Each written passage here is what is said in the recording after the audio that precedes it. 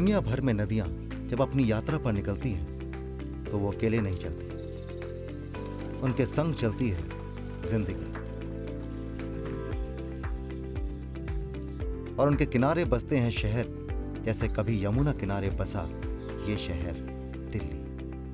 वैसे तो कहते हैं अभी दिल्ली दूर है, लेकिन मेरे लिए नहीं। मेरे लिए अब दिल्ली दूर नहीं। जैसा कि आप जानते हैं कि रग रग में गंगा सीजन 2 में मैं सिर्फ गंगा के संग नहीं बल्कि गंगा की सहायक नदियों के साथ में भी सफर कर रहा हूं। तो इसीलिए मैं अपनी पावन यमुना के साथ पहुंच गया हूं दिल्ली।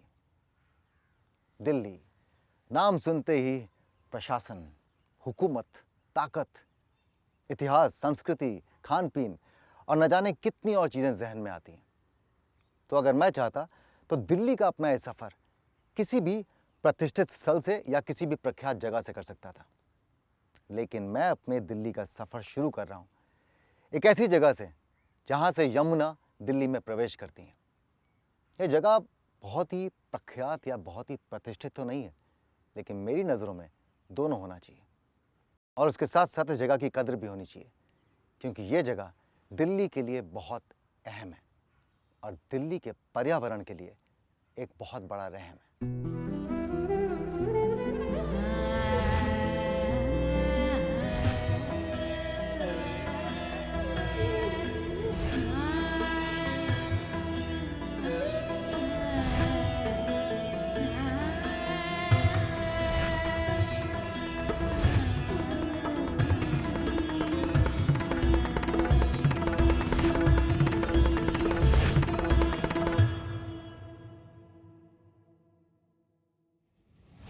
इस कड़ी में दिल्ली की शुरुआत होगी यमुना के साथ और बिताऊंगा यमुना बायोडायवर्सिटी पार्क में कुछ रोचक पल। होगा शांति और इंसानियत का पाठ गुरु तेग बहादुर की शहादत को समर्पित गुरुद्वारा सीसगंज में। चांदनी चौक के मशहूर परांठों और रबड़ी जलेबी का चखूंगा लाजवाब स्वाद। Mind blowingly special. यमुना को साफ करने में जुटे युवा सिपाहियों से होगी एक प्रेरणादायक मुलाकात। होगी मुलाकात जल मंत्री श्री गजेंद्र सिंह शेखावत के साथ। देखूंगा शानदार हुमायूं टूम, एक यूनेस्को वर्ल्ड हेरिटेज साइट। सुंदर नर्सरी के बागों में बीतेगी एक सुंदर शाम। होंगे दीदार हजरत निजामुद्दीन औलिया की दरगाह के। मेरठ से राजधानी दिल्ली का फासला लगभग 108 किलोमीटर का है। ये बहता पानी, आसमान में उड़ते पंछी और हर तरफ फैली ये हरियाली। यमुना बायोडायवर्सिटी पार्क एक प्राकृतिक धरोहर है जो यमुना के पश्चिमी किनारे पर वजीराबाद में स्थित है और करीबन 457 एकड़ में फैला है। यहां पर लगभग 2000 अलग अलग जाति के पेड़ पौधों और वनस्पतियों का बसेरा है। For a layman, what do we mean when we say wetland? Wetlands are those low-lying areas which hold water at least for some time in a year In a year. and have a characteristic plant species. So why is it said that it is very important to save the wetlands? These wetlands store a large amount of surface water Yeah. and recharge what you The call groundwater, groundwater. yeah. When during the lean period, when the main channel of the river has a less water, this water feeds the river. Oh, is that important? Yes. Yeah. Now, for example, this wetland is connected to the Yamuna river. And when the river water in the Yamuna decreases, this water flows. And when the water level high in the Yamuna, that water comes here and stores it. That the river Yamuna is a part of the Ganga basin. Yeah. By rejuvenating the river Yamuna, you are also automatically rejuvenating Ganga. Correct. And why are the wetlands diminishing? Why are they? Is it because of us that we are eating into the wetlands? The floodplain wetlands are filled up with a solid waste and encroach. Delhi used to have thousands of wetlands, and today just only 237 wetlands, and that too they are in a highly degraded state. Now you can see this wetland. It was also degraded. We restored it within 1 year, And then 2 years after restoration, we have 5,000 to 7,000 migratory birds from Europe, China, Siberia, and many other countries. तो basically ये कह रहे हैं कि हमारा जो wetlands हैं ये एक किस्म का खजाना है अच्छे स्वच्छ पानी का। ये अगर पानी का ग्राउंड लेवल आपके शहरों में कम होता है तो यहाँ से पानी का सप्लाई आपको मिल सकता है। यहाँ पे बायोडाइवर्सिटी है, यहाँ से oxygen, very green zone right in the middle of Delhi. So wetlands हमारी बहुत बड़ी जिम्मेदारी बन जाती है कि हमें इन वेटलैंड्स को बचाना है। वजीराबाद से यमुना दिल्ली में प्रवेश करती है और फिर 22 किलोमीटर की यात्रा करके दिल्ली से रुखसती लेती है।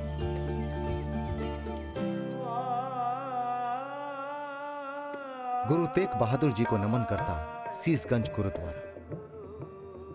मैंने गुरुद्वारे में प्रवेश करने से पहले गुरु तेग बहादुर साहिब के 3 शिष्यों की शहादत को प्रणाम किया, जिनकी शहादत की याद में गुरुद्वारे के बाहरी भाग में एक मेमोरियल भी बनवाया गया है।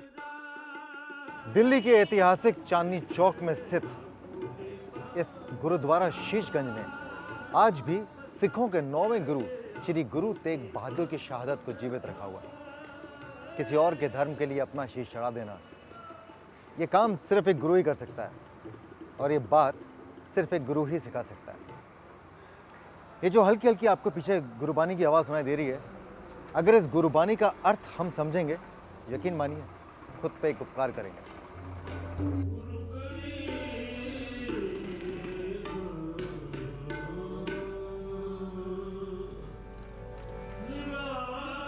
(1783) में सरदार बघेल सिंह ने सिखों के 9वें गुरु श्री गुरु तेग बहादुर साहिब की याद में गुरुद्वारा सीसगंज का निर्माण करवाया था। सेवा, सिमरन और शांति का यह स्थान सिखों को ही नहीं बल्कि पूरी मानव जाति को इंसानियत का पाठ पढ़ाता है। यहाँ का शांत वातावरण और भेदभाव के बिना सेवा हमें गुरुओं के पथ पर जीने का आह्वान करती है।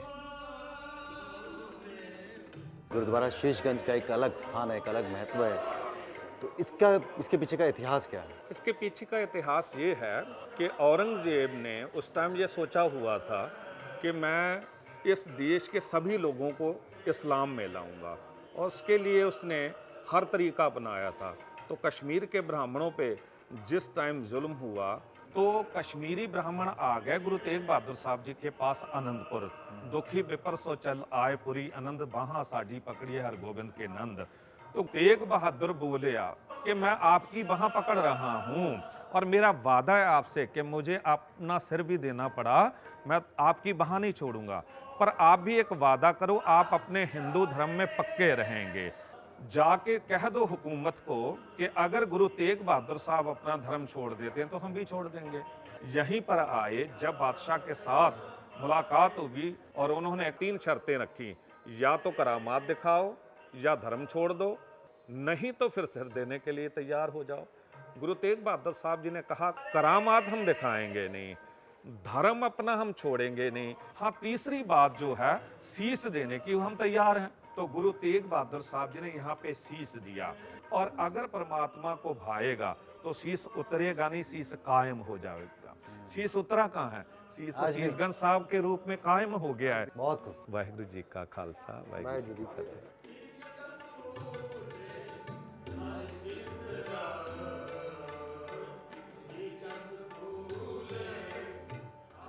सत श्री अकाल। कल खालसा फतेह।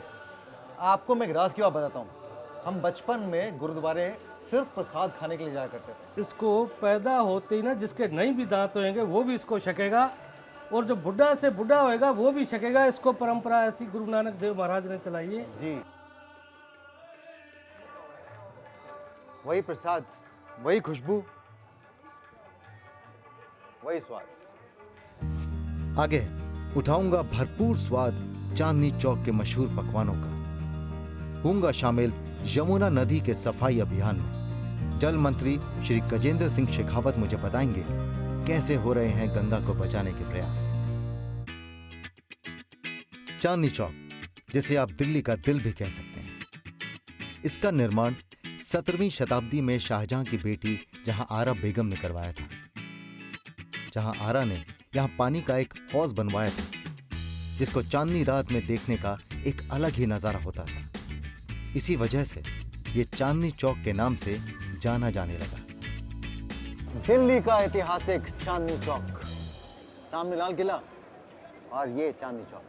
खरीदारों के लिए ये एक गढ़ है, एक मंडी है। जो आप सोचेंगे आपको यहाँ मिलेगा। खाने का सामान मिलता है, दिवाली का सामान मिलता है, होली का सामान मिलता है, साइकिल के पार्ट्स मिलते हैं, बिजली का सामान मिलता है। मैंने सही कहा भाई साहब? और क्या क्या है जो मैंने छोड़ दिया वो मिलता है यहाँ पे? कपड़े मिलते हैं। मतलब आप जो सोचेंगे वो आपको यहाँ मिलेगा। बताइए कभी ऐसा हुआ है गगन जी कि सवारी ने आपको घुमाया हो?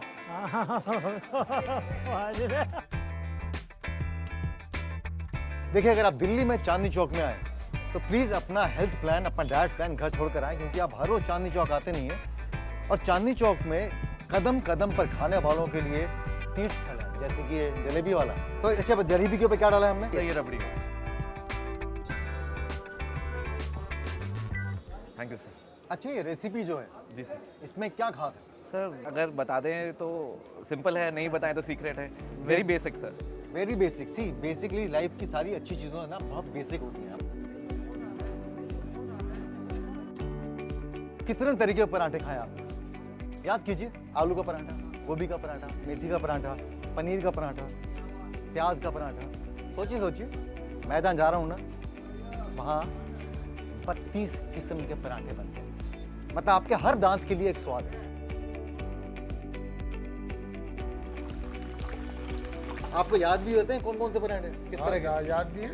आलू है, दाल है, गोभी है, मटर है, मूली है, मिक्स है, परत है, पापड़ है, ड्राई फ्रूट है, किशमिश है, काजू है, बादाम बस है। बस सर, बस ये बताएं कि कौन सा पराठा सबसे ज्यादा मशहूर है? वैसे सारी मशहूर है, मैं जानता हूँ। मसूर तो सारी ही, यहाँ पे तो मिक्स वेज है, ग्रीन चिली है, हिंग जीरा है, पुदीना है। ग्रीन चिली का पराठा? चिली का पराठा। तो एक मिर्ची का पराठा खा।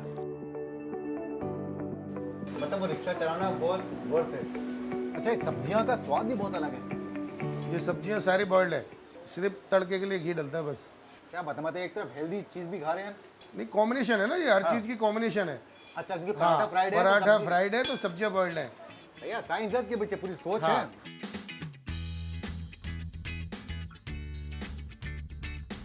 इससे अच्छा डेजर्ट नहीं हो सकता इन पराठों की डिश के साथ में। मतलब परफेक्ट कॉम्बिनेशन भी जा रहा है। आपने ना हलवा खिलाया ना कुछ और खिलाया, आपने रबड़ी का पराठा बना के डेजर्ट भी खिला दिया।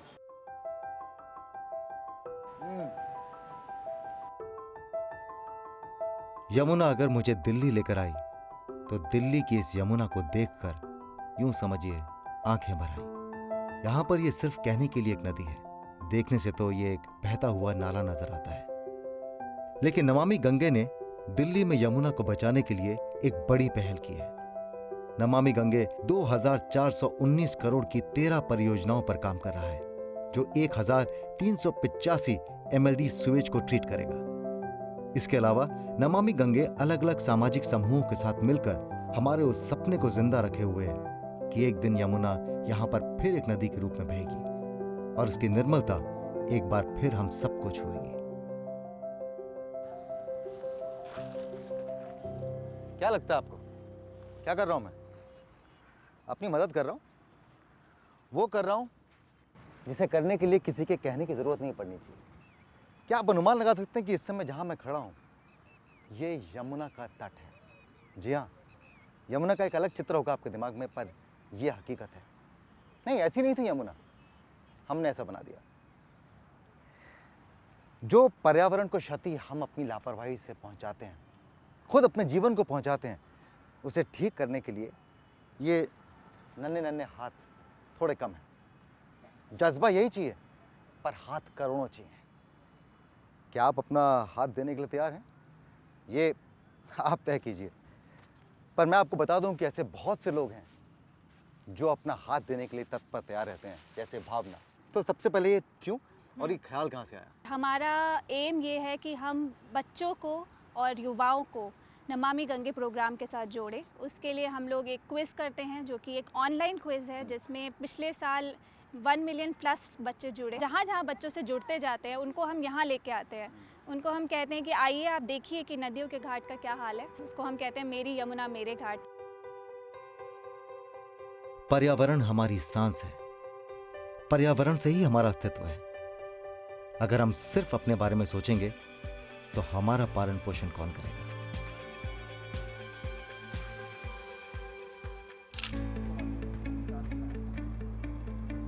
देश की राजधानी दिल्ली, जहां से देश का प्रशासन चलता है। यहां लिए गए फैसले हर हिंदुस्तानी के जीवन को छूते हैं। यहीं इसी दिल्ली में है इंडिया गेट, जिसे देखकर हर हिंदुस्तानी का सीना चौड़ा हो जाता है। देश की राजधानी में मेरी मुलाकात हुई जल शक्ति मंत्री श्री गजेंद्र सिंह शेखावत से, और पानी की अहमियत के बारे में उनके विचार और प्रयासों दोनों को मैंने समझा। सर, मैं और आप दोनों एक ऐसे क्षेत्र से आते हैं, राजस्थान से, जहाँ पानी की बहुत किल्लत है। तो हम तो पानी की अहमियत को समझते हैं, लेकिन क्या आपको लगता है कि इस देश का आम नागरिक पानी की अहमियत को समझता है?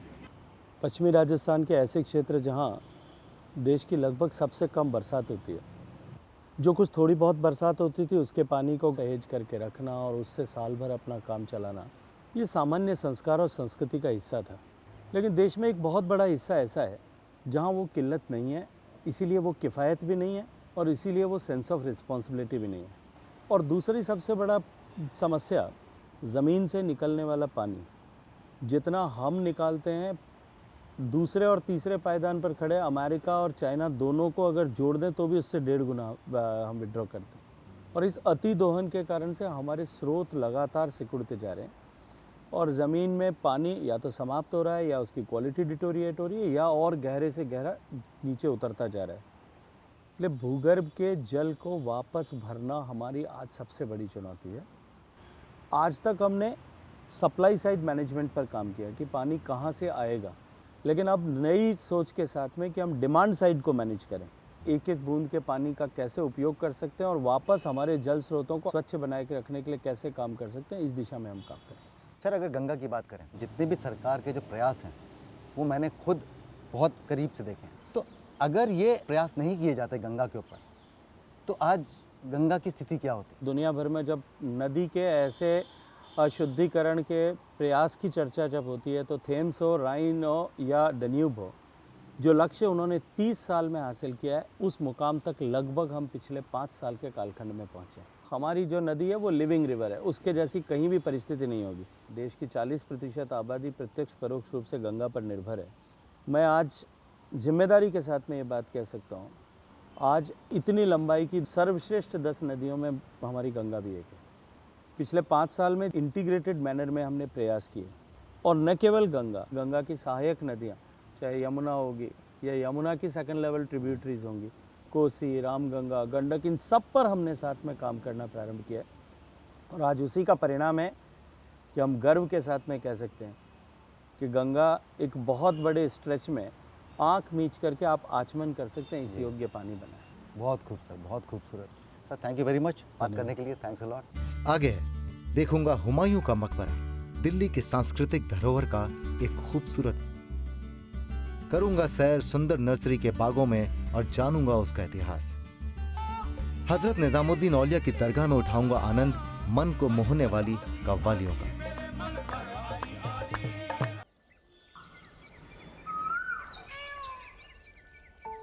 इतिहास के कदमों के निशान ढूंढते ढूंढते अब मैं आ गया हूं इस लाल पत्थर से बने खूबसूरत मकबरे में, हुमायूं टूम। यह बादशाह हुमायूं का मकबरा है, जिसे उनकी पत्नी हमीदा बानो बेगम ने बनवाया था।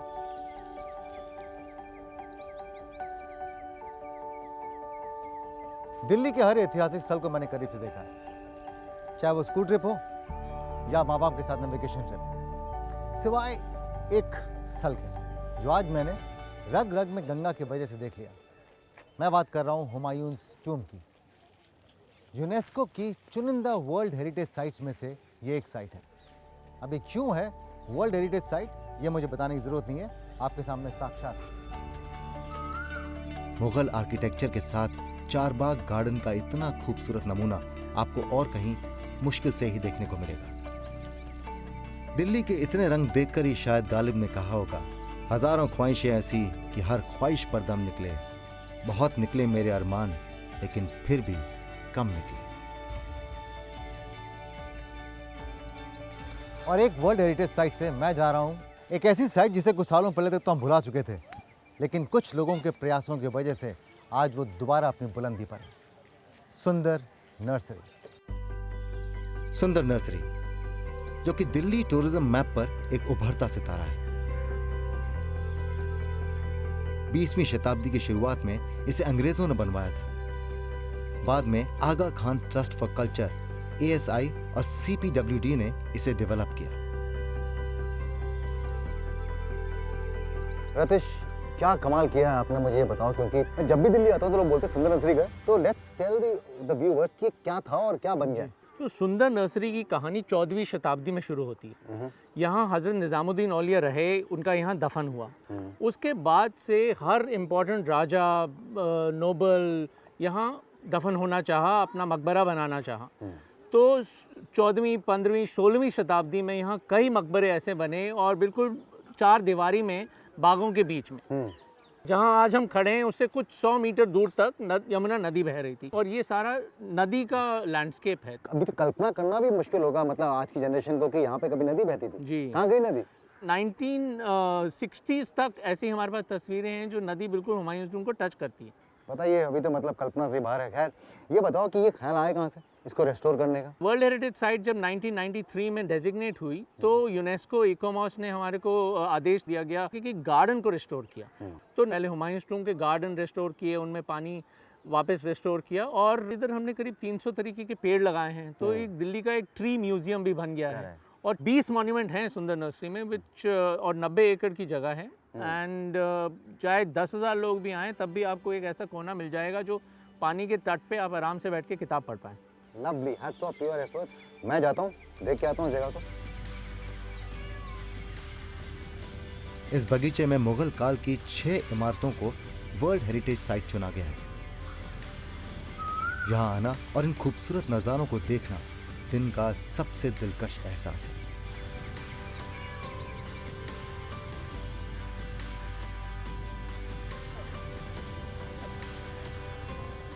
अगर कभी सुकून में आपको आप मिल जाएं तो बातें जरूर कीजिएगा। यकीन मानिए बहुत दिलचस्प है। निजामुद्दीन दरगाह सूफी दरवेश हजरत निजामुद्दीन औलिया की दरगाह है, जिसे 14वीं शताब्दी में बनाया गया था। इस दरगाह का महत्व इतना है कि यहाँ हर दिन हजारों लोग अपनी ख्वाहिशों को दिल में लिए सजदा करने आते हैं। ये वो दर है कि यहाँ पर जो है माशाल्लाह किस्मतें बदलती हैं। छाप तिलक सब लेनी रे मुझसे नई ना लड़ाई के, आमिर खुसरो के कलाम और हजरत निजामुद्दीन औलिया दरगाह दोनों आपस में घुले मिले हैं। आमिर खुसरो की इसी मोहब्बत और गुरु भक्ति की वजह से उनके इंतकाल के बाद उन्हें भी यहां दफनाया गया। आज भी पूरी दुनिया में खुसरो का कलाम औलिया साहिब को याद करके बड़े चाव से सुना जाता है।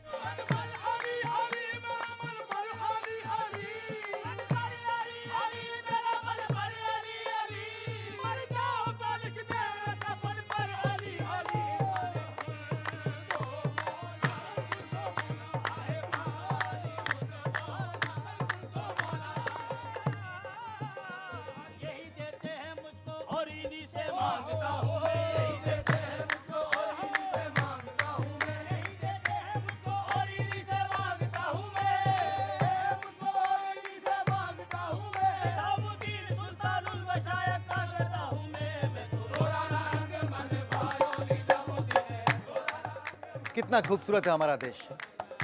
हमारा देश इकलौता ऐसा देश होगा जहां जितनी शिद्दत के साथ में दिवाली मनाई जाती है उतनी ही गर्मजोशी के साथ में ईद भी मनाई जाती है। ऐसा कौन है जिसने कभी गुरुद्वारे का प्रसाद ना चखा हो या क्रिसमस में अपने सेंटा क्लॉज को ना ढूंढा हो? हमारी विविधता हमें पूरे विश्व में एक अलग पहचान देती है। हम विविध प्रांतों के लोग, विविध धर्मों के लोग सदियों से एक ही छत के नीचे साथ जीते आए हैं। भारतवर्ष की छत हमारी विविधता, हमारी ताकत है।